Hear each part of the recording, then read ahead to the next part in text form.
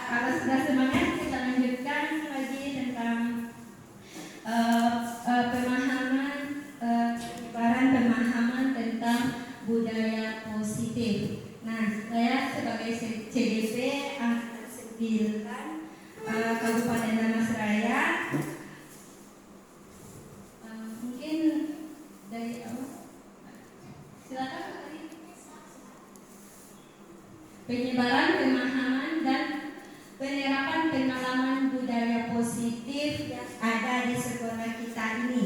Ini yang akan saya paparkan kegiatannya. Ya, lanjut. Adapun ya budaya positif, yang pertama perubahan paradigma belajar, yang kedua langkah yang kedua disiplin positif, yang ketiga motivasi perilaku manusia, yang keempat kebutuhan dasar, yang kelima posisi kontrol restitusi, yang keenam keyakinan kelas, ketujuh segitiga restitusi. Perubahan paradigma belajar merupakan pembelajaran yang dirancang berdasarkan prinsip pembelajaran yang berpihak kepada murid. Di sini biasanya kita mengenal dengan pembelajaran student center dan teacher center. Yang banyak kita laksanakan biasanya adalah teacher center, yaitu berpusat pada guru. Nah, untuk itu kita disuruh lagi untuk berusaha merubah pembelajaran kita itu yang berpihak kepada murid atau student center. Yang kedua adalah menerapkan pembelajaran yang berdiferensiasi untuk mewujudkan profil pelajar Pancasila. Nah, kata kunci yang kedua ini adalah diferensiasi. Mungkin Bapak Ibu mengetahui apa itu diferensiasi. Ada Bapak Ibu yang mau mengungkapkan pendapat tentang diferensiasi? Diferensiasi itu untuk memenuhi semua kebutuhan murid, maka pembelajaran harus dilaksanakan sesuai dengan kebutuhan murid. Iya, bahwa diferensiasi itu adalah bagaimana cara kita untuk memenuhi kebutuhan murid sesuai dengan apa yang dibutuhkan oleh murid kita yang ada di dalam kelas itu. Lalu pembelajaran kita itu dapat mewujudkan profil pelajar Pancasila. Itu tujuannya. Nanti anak-anak kita ada karakter tertanam dalam dirinya profil Pancasila. Adapun elemen-elemennya mungkin Bapak Ibu sudah tahu semuanya. Ada beriman kepada Tuhan Yang Maha Esa, mandiri, bernasal kritis, kreatif dan bergotong royong serta kebinekaan. Nah, boleh Bapak Ibu lihat di depan, ini adalah suatu gambaran bagaimana ilusi kita, pandangan kita selama ini, ya. Dari gambar ini mungkin Bapak Ibu bisa membantu untuk menceritakan apa ceritanya yang ada di gambar ini. Bisa dibantu Bapak Ibu? Ya, silakan Pak Bebe. Itu yang gambar yang di belakang sepertinya sebagai tukang kontrolnya yang di depan itu, karena dia memegang kunci kendali seperti itu. Iya, itu adalah dua orang, ya, dua orang yang saling mengunci, ya, mengunci. Ada yang mengunci, ada yang akan dikunci. Nah, di sini di gambar ini merupakan ilusi atau pemikiran kita, khayalan kita bahwa yang di depan adalah anak murid kita, sedangkan yang di belakang adalah guru. Kita berpikiran, berimajinasi selama ini murid itu bisa kita kunci, kita yang mengendalikannya. Itu hanyalah sebuah khayalan dari kita. Semuanya itu, ya, bisa dapat itu yang akan kita rubah lagi. Bagaimana perubahannya lagi? Bahwa itu cuma khayalan yang tidak seperti itu seharusnya sebenarnya yang terjadi. Lanjut, lalu untuk itu dalam ini disiplin positif, berbicara masalah disiplin mungkin ini tidak asing lagi bagi kita semuanya, apalagi kita seorang pendidik atau seorang guru pasti setiap hari menguat-kuatkan kepada anak kita, ayo kita berperilaku positif, ayo kita disiplin.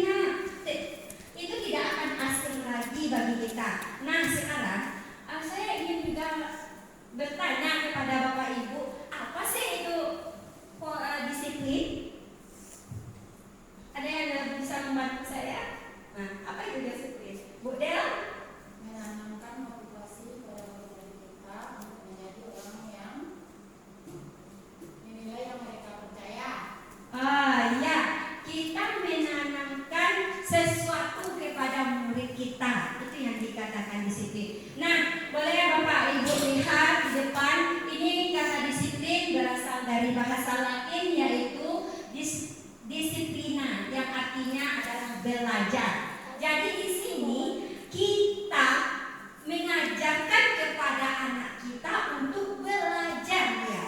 Belajar yang bagaimana? Sebagai pendidik, tujuan kita adalah menciptakan anak-anak yang memiliki disiplin diri sehingga mereka bisa berperilaku dengan mengacu kepada nilai-nilai kebajikan yang universal dan memiliki motivasi intrinsik. Motivasi intrinsik di sini adalah motivasi yang timbul dalam diri anak kita sendiri tanpa disuruh atau tanpa dorongan dari kita. Itu yang dikatakan dengan motivasi intrinsik ya, dan bukan motivasi ekstrinsik. Nah, tujuan disiplin positif adalah menanamkan motivasi dalam diri murid-murid kita, yaitu untuk menjadikan mereka sebagai orang yang mereka inginkan. Ya, anak didik kita itu atau murid kita itu dia menginginkan saya harus seperti ini atau menghargai dirinya dengan nilai-nilai yang mereka percaya. Itu yang dimaksud dengan disiplin positif. Nah, penerapan disiplin positif tujuannya adalah untuk terbentuknya murid yang berkarakter, ya, mempunyai karakter, berdisiplin, santun, jujur, peduli, dan bertanggung jawab, merupakan pembelajar sepanjang hayat sesuai dengan standar kompetensi kelulusan yang telah diharapkan. Ya, lanjut. Nah, tadi kita sudah menjelaskan tentang disiplin positif. Hal ini ada motivasi intrinsik dan ekstrinsik. Nah, manusia mempunyai, menurut Gosen menyatakan ada 3 motivasi perilaku manusia. Yang pertama adalah untuk menghindari ketidaknyamanan atau hukuman. Yang kedua, untuk mendapatkan imbalan atau penghargaan dari orang lain. Yang ketiga, untuk menjadikan orang yang mereka inginkan dan menghargai diri sendiri dengan nilai-nilai yang mereka percaya. Nah, di sini yang pertama adalah menghindari ketidaknyamanan atau hukuman. Ini sering kita lakukan. Contohnya saja kita sebagai guru, mungkin anak kita lihat dia terlambat, nanti kita memberikan hukuman atau takut dia akan diberikan hukuman oleh pihak sekolah. Yang kedua, ini mendapatkan imbalan atau penghargaan dari orang lain. Ini bisa kita lihat dari misalnya ketika anak itu mendapat peringkat jelas atau juara, kita akan diberikan, ayo nak, siapa yang dulu cepat selesainya, nanti akan ibu berikan emoji atau akan ibu berikan hadiah ini. Maka anak itu hanya mengharapkan apa yang kita iming-imingkan kepada anak itu, bukan tanpa kesadaran atau motivasi dalam diri anak itu. Yang ketiga, untuk menjadikan orang yang mereka inginkan dan menghargai diri sendiri dengan nilai-nilai yang mereka inginkan. Jadi perilaku yang ketiga itu maksudnya di sini adalah keinginan dalam diri anak itu, manusia itu, untuk menghargai dirinya sendiri tanpa dengan mempercayai nilai-nilai yang telah ada dalam dirinya. Nah, dari ketiga ini mana Bapak Ibu yang suka motivasi yang mana yang lebih menonjol dalam diri kita ini? Yang ketiga? Ya, yang ketiga motivasi yang sangat menonjol, karena di sana motivasinya adalah menghargai diri. Kalau seseorang sudah bisa menghargai dirinya, maka dia akan berperilaku sesuai dengan harga dirinya itu. Pasti harga diri kita tidak mungkin kita ingin mencari yang jelek kan? Pastinya kita pasti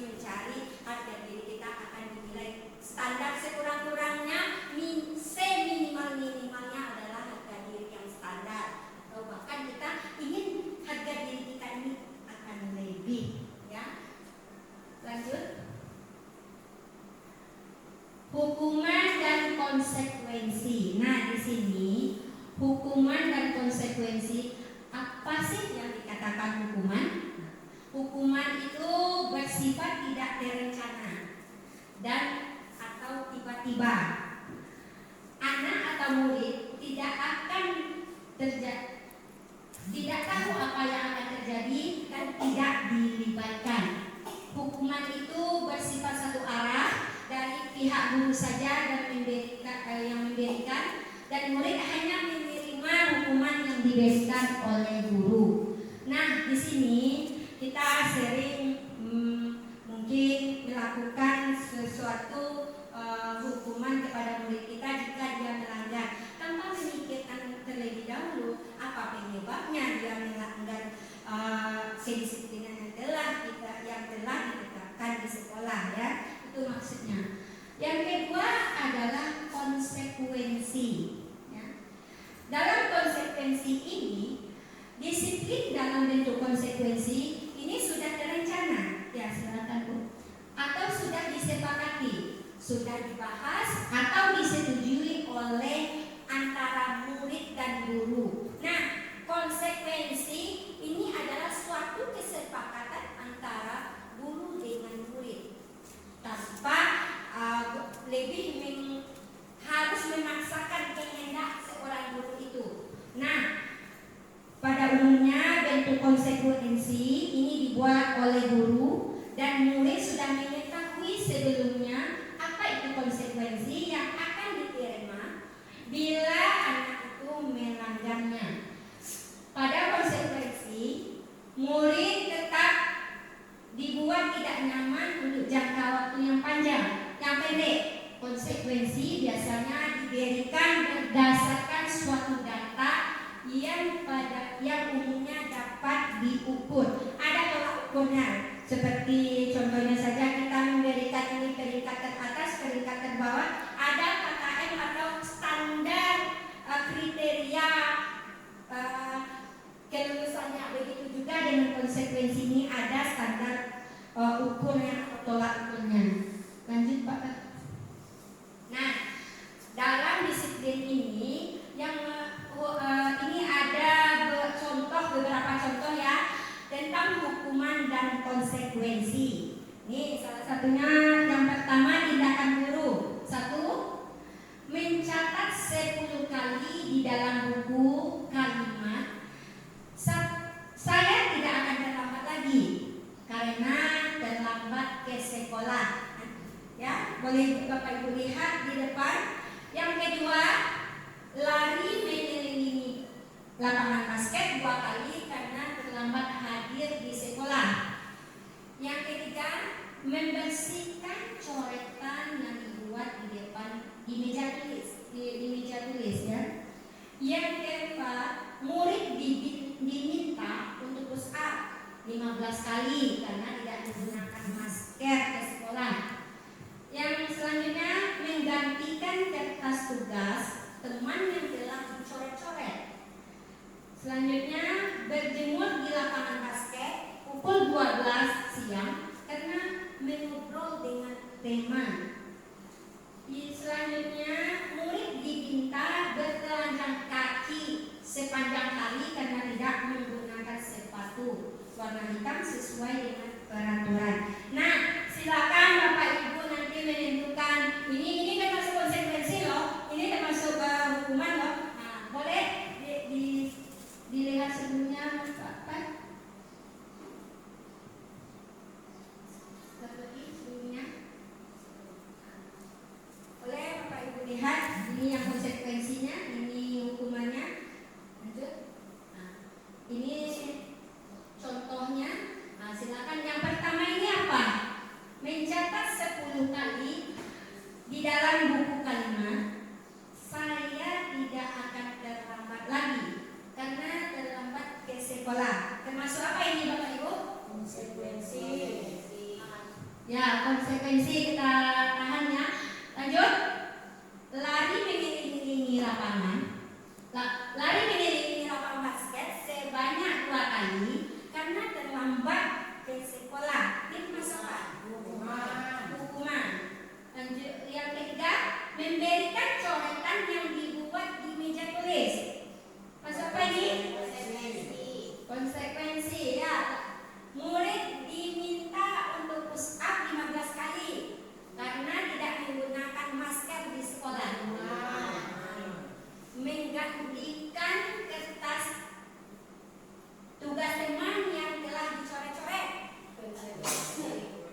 Konsekuensi, ya kita lanjut. Berjemur di lapangan basket pukul 12 siang karena mengobrol dengan teman. Ini termasuk apa? Hukuman. Ya, kita lanjutkan. Murid diminta bertelanjang kaki ya. Tidak pakai sepatu nih anak murid kita karena tidak menggunakan sepatu hitam sesuai peraturan. Ini termasuk apa ini Bapak Ibu? Hukuman. Kita lihat ya. Ya, yang pertama konsekuensi, yang kedua hukuman, yang ketiga konsekuensi, yang keempat hukuman. Lanjut, menggantikan kertas teman yang dicoret, ini adalah konsekuensi ya. Yang selanjutnya berjemur di lapangan basket pukul 12 siang karena mengobrol dengan teman. Ini termasuk hukuman. Lanjut, murid diminta telanjang kaki sepanjang hari karena tidak menggunakan sepatu hitam sesuai peraturan sekolah. Ini juga termasuk hukuman ya Bapak Ibu. Lanjut. Nah, dihukum oleh penghargaan. Di sini hukuman itu bukan saja karena melanggar peraturan, tapi ini dihukum karena penghargaan.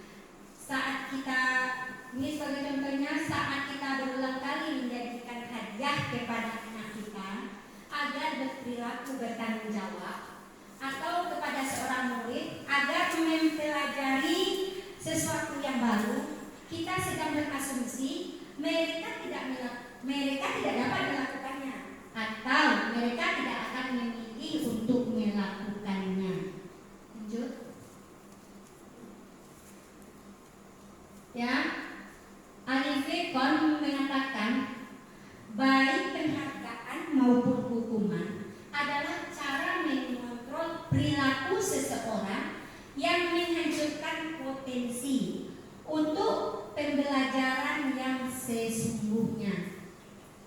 Maksudnya di sini adalah ini hukuman ini atau penghargaan yang diberikan itu kalau hanya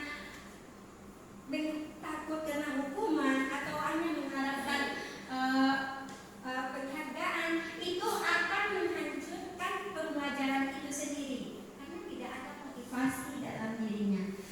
Yang kedua, pengaruh hukuman jangkanya pendek dan ada jangka panjang. Penghargaan tidak efektif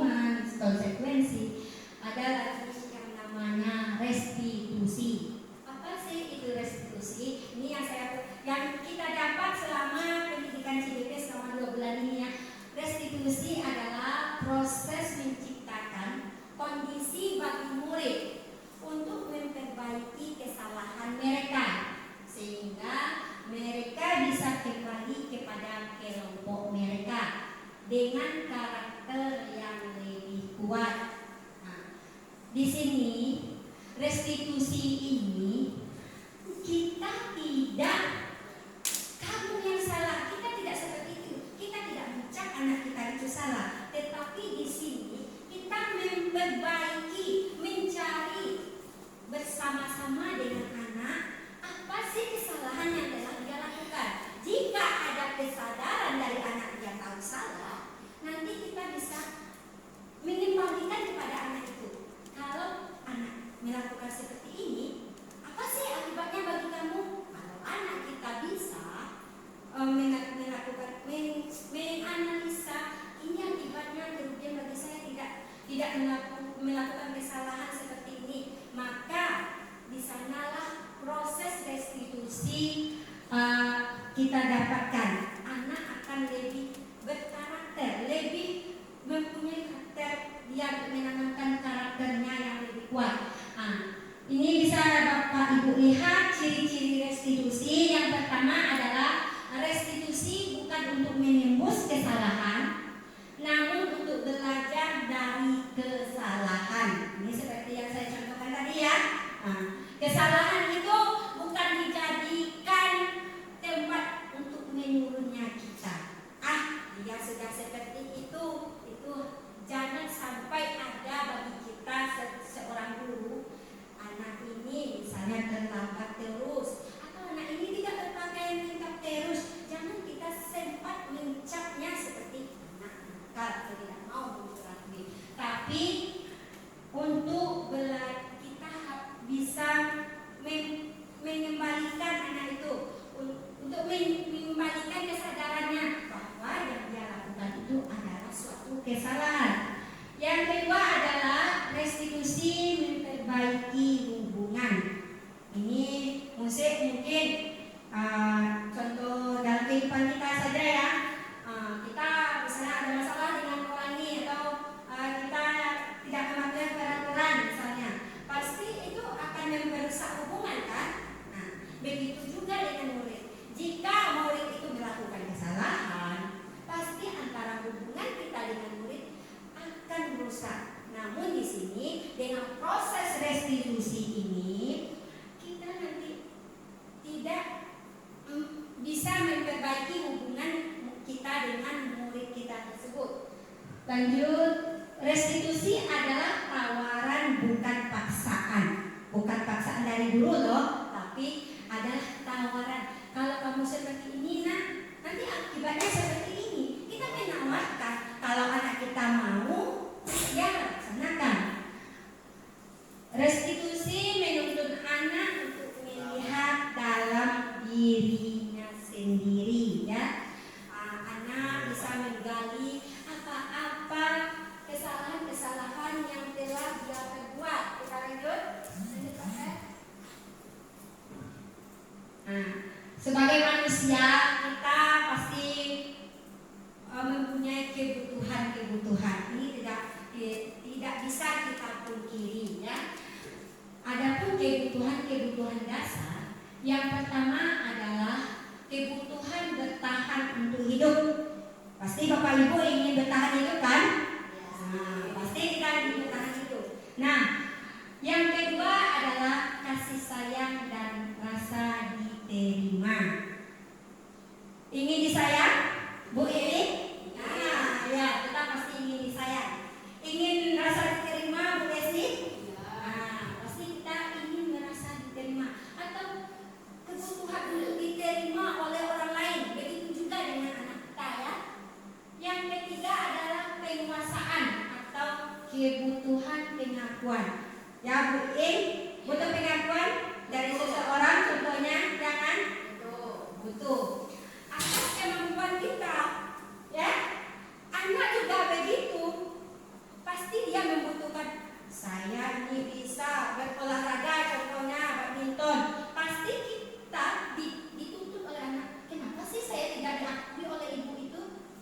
Pasti dia merasakan kalau kita mengakui apa kelebihannya, apa kemampuannya, anak itu pasti akan dekat dengan kita ya. Yang keempat, kebebasan, kebutuhan akan pilihan ya.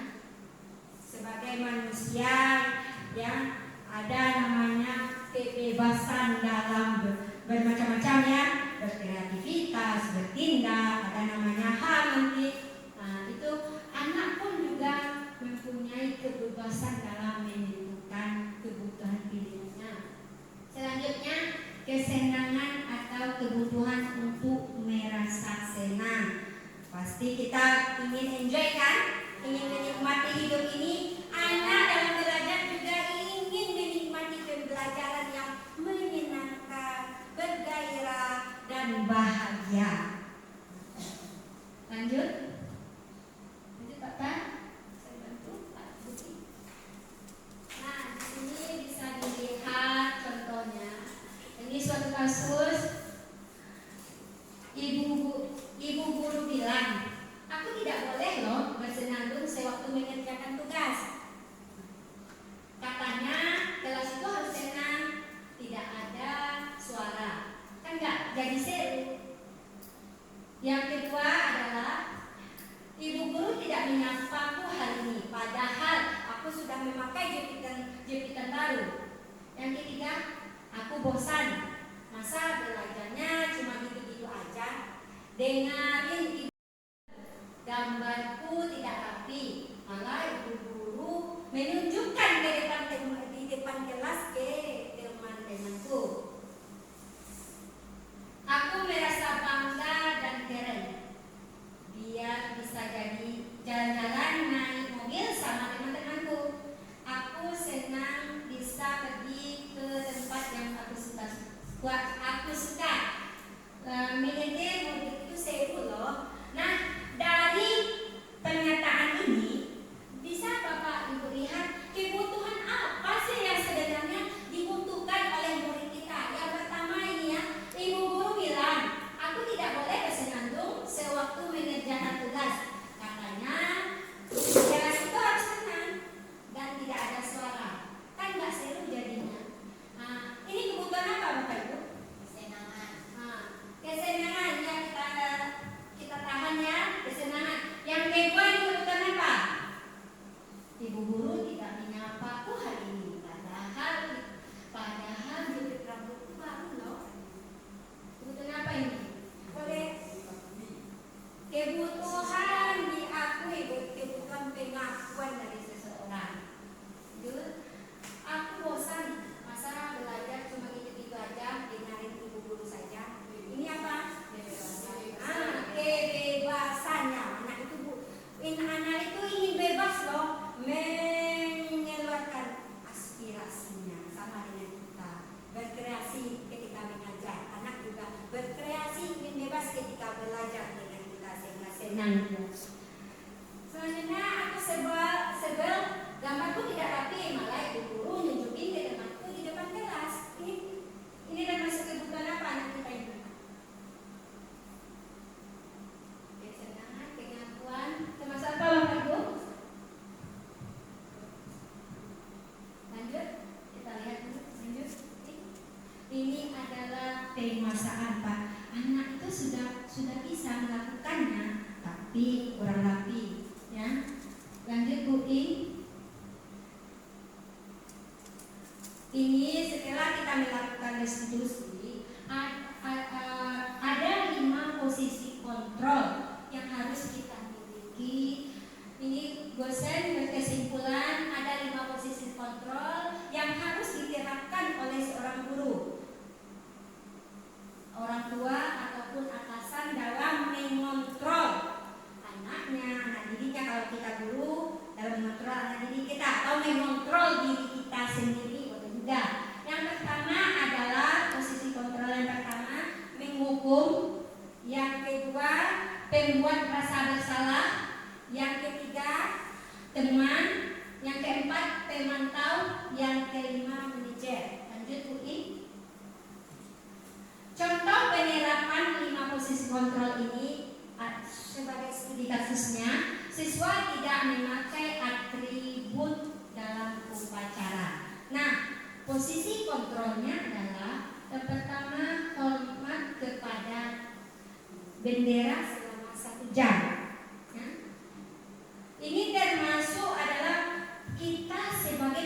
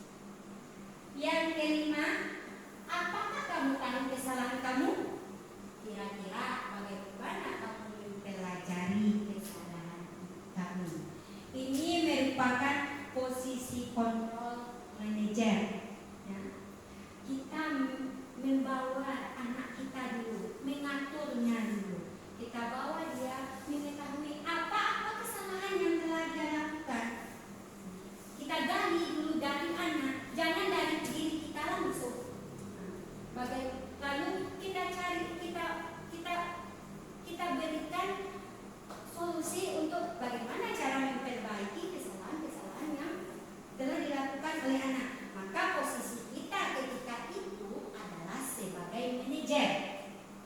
Lanjut Bu I.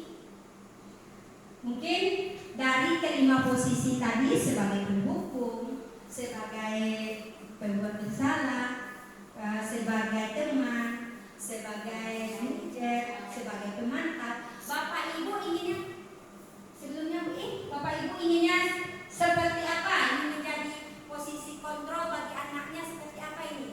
Manajer. Ya, sama kita, saya juga ingin seperti manajer. Tapi sayangnya kita masih belum bisa melakukan hal yang demikian. Kita berangsur-angsur untuk berubah. Biasanya saya sering sebagai penghukum, sebagai teman, atau sebagai apa satu lagi? Pemantau. Ini untuk manajer ini mungkin sudah kita lakukan, tapi belum konsisten ya. Lanjut Bu I. Yang selanjutnya adalah keyakinan kelas. Nah, dalam keyakinan kelas ini mungkin Bapak Ibu sudah melakukannya kita keyakinan kelas. Namun saya ingin berbagi ini ceritanya. Apa sih sebenarnya keyakinan kelas itu? Apakah berbeda keyakinan kelas dengan peraturan kelas? Bagaimana Bapak Ibu? Apakah berbeda? Ya, berbeda ya kurangnya. Nah, mengapa keyakinan kelas itu bukan peraturan kelas yang kita katakan apa salahnya ini peraturan kelas? Kenapa kita menggunakan kata keyakinan? Lanjut Bu I. Nah, dalam pembentukan keyakinan kelas yang perlu kita lakukan adalah keyakinan kelas bersifat abstrak. Keyakinan kelas berupa pernyataan universal. Pernyataan keyakinan kelas senantiasa dibuat dengan kalimat-kalimat positif. Keyakinan kelas tidak perlu banyak. Tak perlu ibu banyak atau bapak banyak membuat keyakinan kelas itu satu atau dua.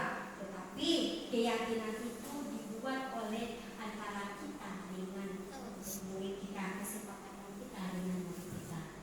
Lanjut, keyakinan kelas sebaliknya selalu dapat diterapkan di lingkungan sekolah kita. Setelah kita membuat keyakinan kelas dengan murid, diharapkan nanti keyakinan kelas ini diterapkan di lingkungan kelas murid kita. Semua warga kelas hendaknya mengikuti dan berkontribusi dalam pembuatan keyakinan kelas. Nah, Bapak Ibu, dalam pembuatan keyakinan kelas tanpa ada paksaan kepada murid kita. Ini loh yang dibuat, tapi kita hanya mengarahkan sebagai fasilitator untuk apa kebaikan-kebaikan yang baik untuk kelas ini, sehingga kelas itu merasa nyaman ketika kita melaksanakan proses belajar. Yang perlu kata kunci dari pembuatan keyakinan kelas, jangan Bapak Ibu nanti menggunakan kata negatif seperti tidak atau jangan, tetapi arahkanlah anak kita untuk menggunakan kata-kata positif dalam membuat keyakinan kelas. Lanjut Bu I. Ini ada contoh yang telah saya buat untuk keyakinan kelas yang saya buat di kelas 6. Boleh Bu I. Assalamualaikum warahmatullahi wabarakatuh. Waalaikumsalam warahmatullahi wabarakatuh. Baiklah Ibu semuanya, bagaimana kabarnya?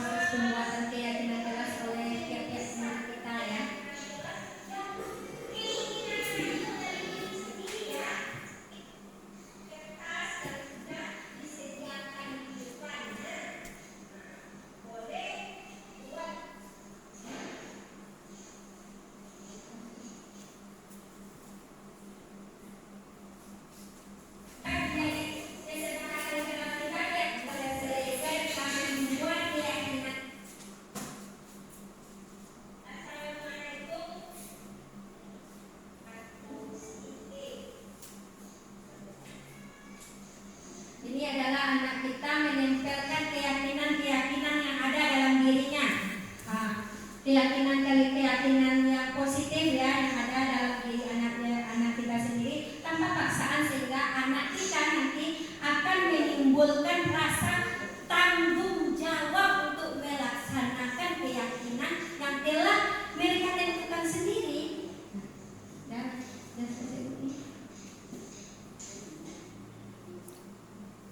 dalam keyakinan kelas ini nanti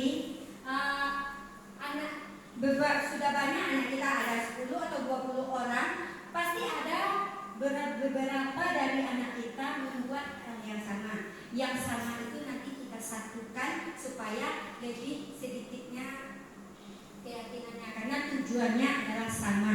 Keyakinan kelas tidak harus banyak, boleh 1, 2 atau 3. Yang penting yang tujuannya adalah timbulnya ada rasa tanggung jawab anak masing-masing anak kita untuk melaksanakannya ya Bapak Ibu. Lanjut Bu I. Nah, kita lanjutkan setelah kita membuat keyakinan kelas. Ini ada proses segitiga restitusi. Ini sering loh untuk berseloroh dengan Bapak-bapak, Ibu-ibu. Yuk kita restitusi. Ini prosesnya. Apa itu restitusi? Restitusi adalah suatu proses dialog yang dilakukan atau yang dijalankan oleh guru agar dapat menghasilkan murid yang mandiri dan bertanggung jawab. Segitiga restitusi tujuannya adalah anak yang mandiri dan bertanggung jawab ya Bapak Ibu. Ini ada pun proses-prosesnya. Yang pertama adalah menstabilkan identitas. Menstabilkan identitas ini berdasarkan prinsip berbuat kesalahan adalah proses dari pembelajaran. Nanti ada kalimat-kalimatnya. Yang pertama, berbuat salah itu tidak apa-apa. Ini hati-hati Bapak Ibu ya menggunakannya. Berbuat salah itu tidak apa-apa. Bapak Ibu di sini ditekankan kepada anak-anak bukan berbuat salahnya yang tidak apa-apa ya.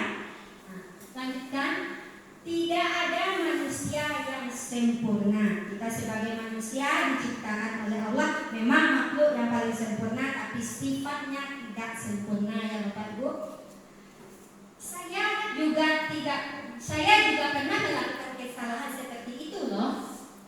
Yang keempat, kita bisa menyelesaikan ini. Kita mencari solusinya untuk menyelesaikan bersama anak kita itu. Selanjutnya, Bapak Ibu tidak tertarik mencari siapa yang salah, tetapi Bapak Ibu ingin mencari solusi dari permasalahan itu. Contoh, kalau ada anak kita yang terlambat, kita tidak perlu mencari, oh anak ini salah, tetapi kita mencari bagaimana solusinya supaya anak ini tidak melakukan kesalahan yang sama. Itu yang dimaksud. Selanjutnya, kamu berhak merasa begitu. Ini adalah suatu rasa kebebasan ya, yang dimiliki oleh anak. Lanjut, apakah kamu sedang menjadi teman yang baik buat dirimu sendiri? Ini adalah proses menstabilkan identitas yang pertama. Lanjut Bu I. Yang kedua adalah validasi tindakan yang salah. Dalam validasi tindakan yang salah, berdasarkan prinsip setiap perilaku berupaya memenuhi suatu kebutuhan tertentu. Nah, tahapan yang dilakukan, kita harus meyakini si anak dengan cara mengatakan kalimat-kalimat ini. Bapak Ibu bisa menggunakan nanti ketika melakukan restitusi dengan anak, bisa mengatakan ini. Kalimat yang pertama, padahal kamu bisa melakukan yang baik, yang lebih buruk dan ini ya. Yang kedua, kamu pasti bisa alasan mengapa melakukan ini. Punya alasan ya, mengapa melakukan hal ini. Yang ketiga, kamu patut bangga pada dirimu sendiri karena kamu telah melindungi sesuatu yang penting buat kamu. Nah, anak itu melakukan kesalahan, mungkin dia melindungi dirinya atau sesuatu yang harus dia pertahankan.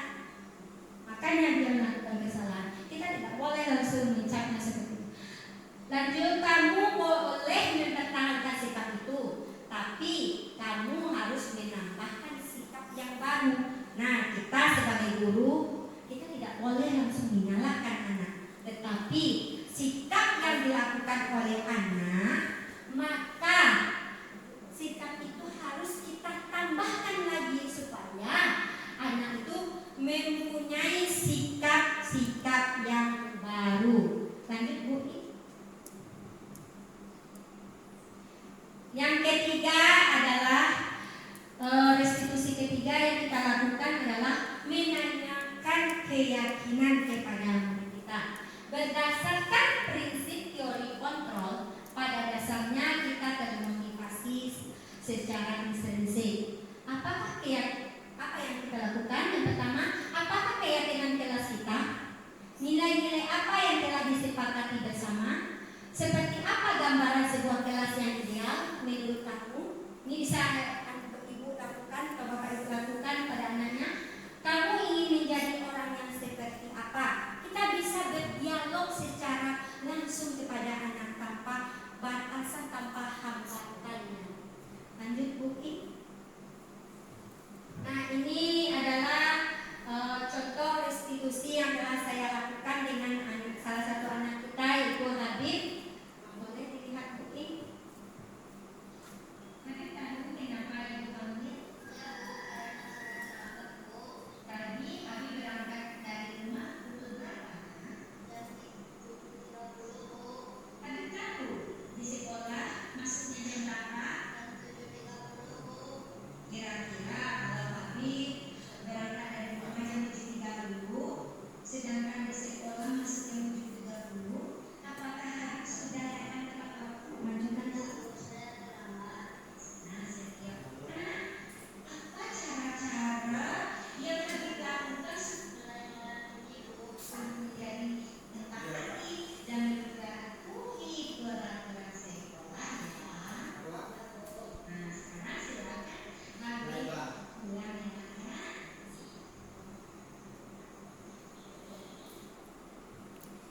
Nah, lanjut Bu. Ini adalah proses restitusi yang telah saya lakukan dengan murid kita. Nah, dalam proses restitusi ini yang tujuannya adalah kita tidak boleh mencap anak kita itu salah, tetapi adalah bagaimana cara kita mencari solusi terhadap kesalahan atau pelanggaran yang telah dilakukan oleh anak tersebut. Kita cari solusinya bersama-sama. Mungkin itu pemaparan dari saya selama mengikuti pendidikan CDP selama lebih kurang 2 bulan ini sebagai penutup dalam penerapan program disiplin positif. Hendaknya guru memiliki standar kepribadian profesional dan standar sosial yang baik, di mana guru mampu merefleksi dirinya dalam posisi kontrol saat ini dan bagaimana dirinya sebagai posisi kontrol. Nah, kita mempunyai posisi kontrol sebagai manajer kita, supaya kita bisa lebih menerapkan sebagai guru sebagai posisi kontrol manajer yang menuntun murid kita nantinya menjadi insan yang bertanggung jawab, mandiri dan merdeka.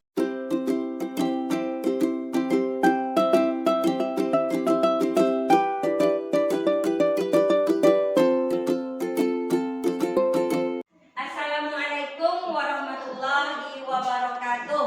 Waalaikumsalam warahmatullahi wabarakatuh. Baiklah, Nah Ibu semuanya, bagaimana kabarnya?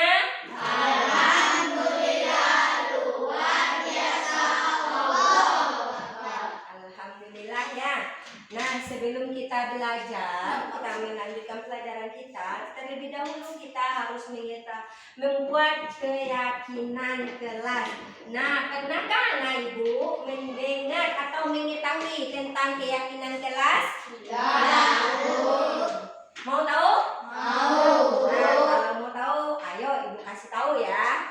Nah, keyakinan kelas ini tidak jauh berbeda dengan peraturan kelas atau peraturan yang ada di sekolah. Di keyakinan kelas kita meyakini nilai-nilai yang ada, ya, nilai-nilai kebaikan yang ada yang akan menyebabkan, yang akan menimbulkan rasa tanggung jawab dalam diri kita sendiri ya. Itu yang disebut dengan keyakinan kelas. Keyakinan kelas ini dibuat melalui kesepakatan atau melalui hasil dari keinginan atau keyakinan anak ibu sendiri, tanpa paksaan dari dulu. Apa keinginan ibu yang tentang kelas kita ini, bagaimana supaya kelas kita nyaman, bagaimana supaya kelas kita tentram ketika kita belajar. Paham nggak ibu tentang itu? Paham. Contohnya ya, keyakinan kelas. Contohnya seperti ini, pernah anak ibu mendengar tidak boleh membuang sampah, pernah? Itu merupakan suatu peraturan. Namun dalam keyakinan kelas, anak ibu disuruh untuk menggunakan kata-kata positif, kata-kata yang baik yang mendorong anak ibu untuk melakukan sesuatu dengan keyakinan diri kita sendiri ya. Dengan kalimat-kalimat positif. Nah, jadi dalam keyakinan kelas, anak ibu tidak boleh menggunakan nanti kata jangan atau tidak, tapi contohnya anak ibu buang sampah pada tempatnya. Tidak menggunakan kata tidak kan? Tadi tidak membuang sampah sembarangan. Lalu kita ganti kata tidak menjadi buanglah sampah pada tempatnya ya. Atau jangan anak ibu nanti menggunakan kata tidak atau jangan. Dalam keyakinan kelas kita isi dengan kalimat-kalimat positif. Paham? Mengerti anak ibu? Kalau paham anak ibu tentang keyakinan kelas, nih ada stiker, kata stiker. Nanti anak ibu silakan tulis. Setiap anak ibu menulis satu keyakinan kelas yang keinginan anak ibu dari diri sendiri ya. Silakan anak ibu tulis nanti satu kalimat positifnya keyakinan kelasnya. Setelah anak ibu tulis, silakan nanti ditempel ya, ditempel di kertas yang sudah disediakan di depannya. Boleh buatlah sesuai dengan keinginan anak ibu masing-masing. Ini kertas stikernya.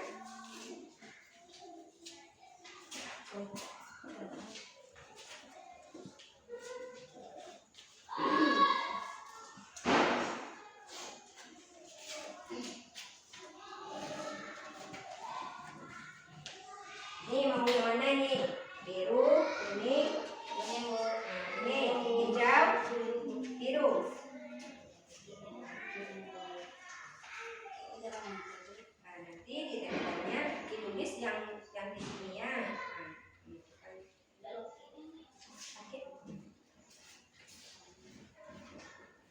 Ya, silakan ditulis tentang keyakinan kelasnya. Cukup satu aja ya, atau boleh banyak.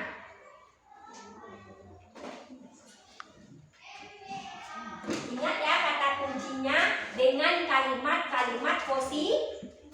Dengan kalimat-kalimat positif. Bagi yang sudah siap, silakan ditempel ke depan. Bagi yang sudah siap, silakan ditempel ke depannya. Boleh. Silakan tempel ke depan. Ayo, bagi yang sudah siap, silakan. Ayo, silakan. Maju.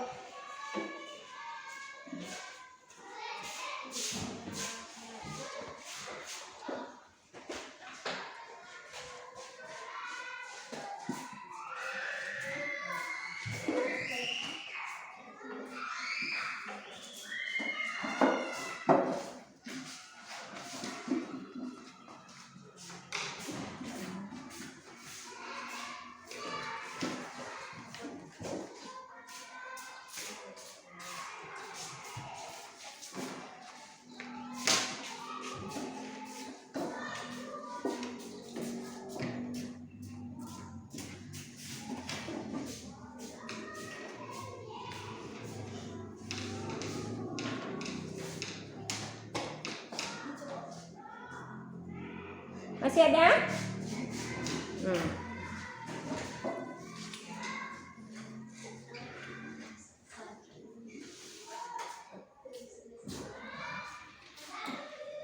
Menjadi kesepakatan kelas kita, keyakinan kelas kita ada yang ini berkata sopan, berkata teman, berkata jujur, menghormati guru, dan menjaga kebersihan serta disiplin.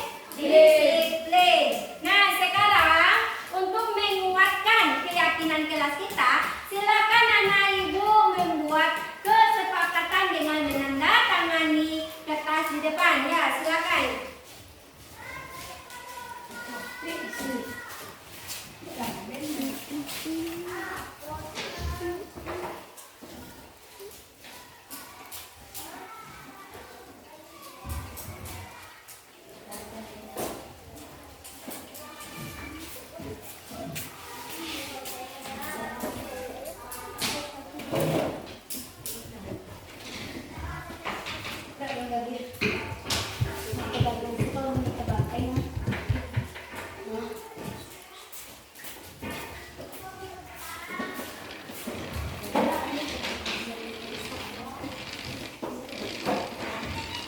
Nah lanjut.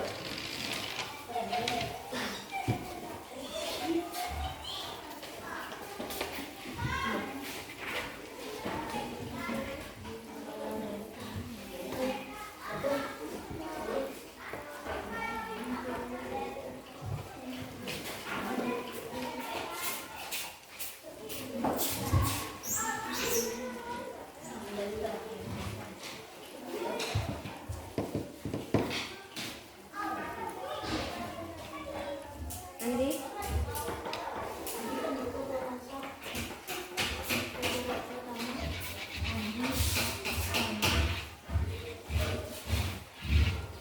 Lanjut Bayu.